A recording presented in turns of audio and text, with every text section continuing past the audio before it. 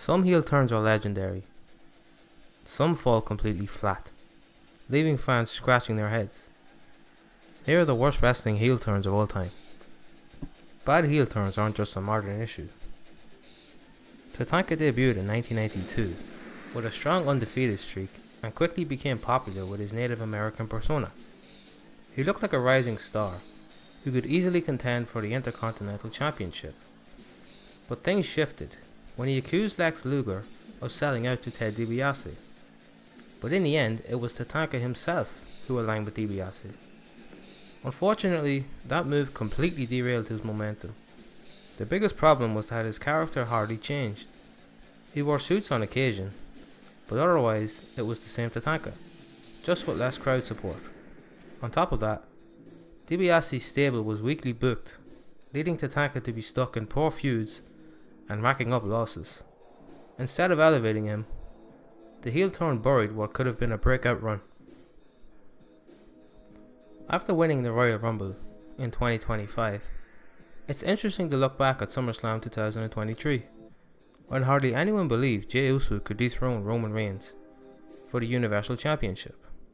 The match itself was chaotic, but the real shock came when Jimmy Uso betrayed his brother. The problem? The heel turn made very little sense. Just weeks earlier, Jimmy and Jey had been united in fighting against Roman and even attacking him. Jimmy later claimed he didn't want Jey to become the tribal chief, but the explanation felt flimsy. Instead of elevating him, the turn reduced Jimmy to Roman's sidekick, where he racked up losses, including one to John Cena. His feud with Jey culminated at WrestleMania in what many call one of the weakest matches to ever happen at the card. Thankfully, Jimmy has since turned back into a babyface, a role that suits him far better. Matt and Jeff Hardy are both victims of bad heel turns. Jeff was the first in early 2003, attacking Rob Van Dam out of frustration at being overlooked. There was potential in this darker side of Jeff, but WWE quickly lost interest, dropping the angle within weeks. He was back to being a babyface almost immediately, and ended up being released not long after. Fast forward to 2009, Matt Hardy turned on Jeff Hardy, seemingly setting up a dream feud between the brothers. Instead, the rivalry fell flat. The matches lacked the spark fans expected, and strange storylines, including Matt bizarrely suggesting he had a hand in the death of Jeff Hardy's dog. It only dragged it down further. A legitimate injury to Matt Hardy cut the feud short, but before that, his heel run was poorly handled. Ironically, TNA would later book the Hardys as villains far better than the WWE had ever managed. Edge's final run in WWE was very disappointing.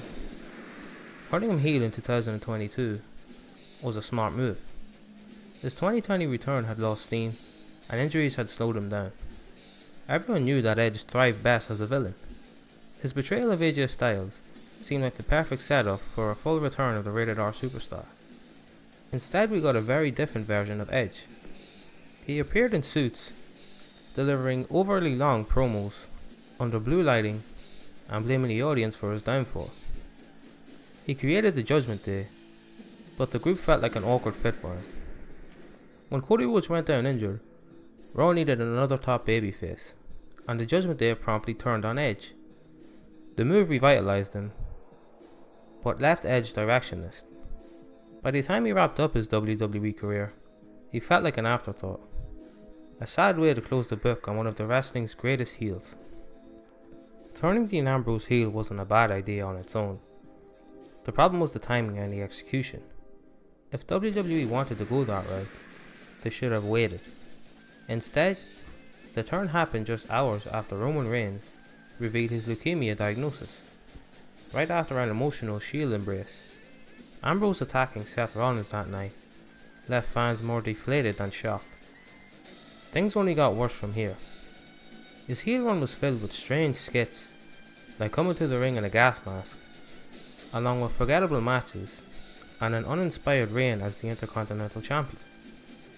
There was plenty of potential for Ambrose to thrive as a top villain, but WWE squandered it. His final months in the company ended up feeling underwhelming and wasted. Rushing a heel turn for a hugely popular wrestler is usually a recipe for disaster, and this happened in 2000 with Rikishi. He had become a fan favourite with his dancing, fun personality, and even as a run as an Intercontinental Champion.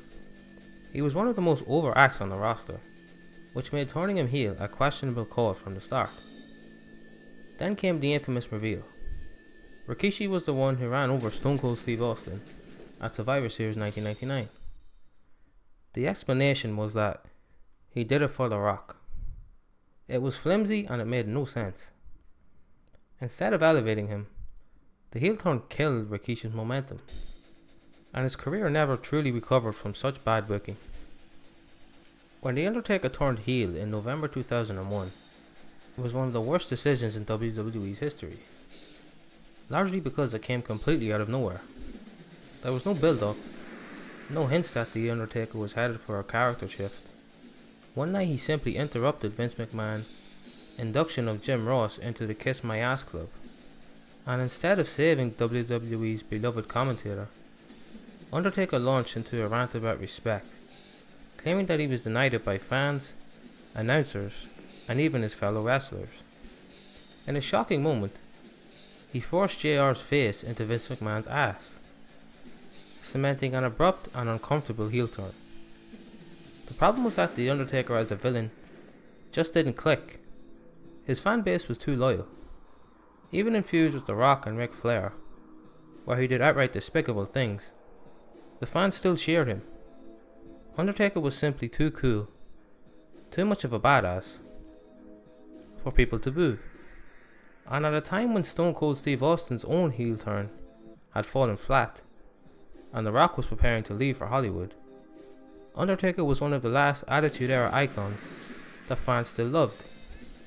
No matter how WWE tried to paint him, the audience wasn't going to turn on him, making his entire heel run feel like a creative disaster. Some argue that Stone Cold Steve Austin's heel turn in 2001 actually made sense.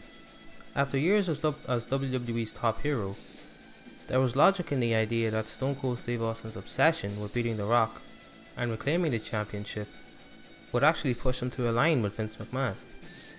But flipping the biggest babyface in the company at the biggest show of the year was a massive gamble, and it didn't pay off. His partnership with Triple H, known as the two-man power trip, showed promise. But once Triple H got sidelined with an injury, Austin's character quickly unraveled. He was reduced to singing for Vince and playing a comedy lackey, which felt completely wrong for his character. Later, when he inexplicably joined the Alliance during the Invasion storyline, the turn went from confusing to outright damaging. In the end, Stone Cold Steve Austin's heel turn became one of the biggest creative missteps in WWE history. A failed experiment that closed the book on the Attitude Era in disappointing fashion. If you need proof of misguided creative, then look no further than John Cena's heel turn. What began as one of the most shocking moments in recent history quickly unraveled into a creative disaster for WWE that fans would rather forget. What could have been one of the most important stories in wrestling history ended up being a mere footnote in John Cena's legendary career, and a glaring example of how poorly WWE's booking operates today. The stage seemed perfect. Heading into the Elimination Chamber match, Cena was the obvious favourite. His pursuit of that elusive 17th world title looked like the perfect story to cap off his scheduled retirement on December 31st. And when the heel turn came, it was executed brilliantly in the moment. Cena delivered one of the strongest performances of his career, aligning with The Rock and Travis Scott to leave Cody Rhodes in a bloody heap.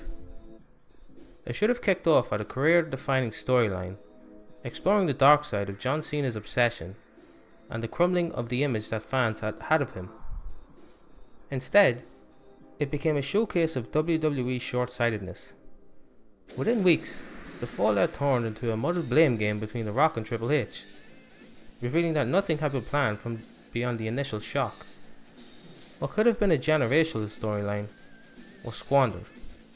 because the company is more focused on profits and quarterly goals rather than characters, good storytelling, and creating lasting memories. It's a pattern fans of Endeavor have seen before. Since the UFC acquisition in 2016, long-term narratives around fighters have all but disappeared, leaving the sport unable to build new stars.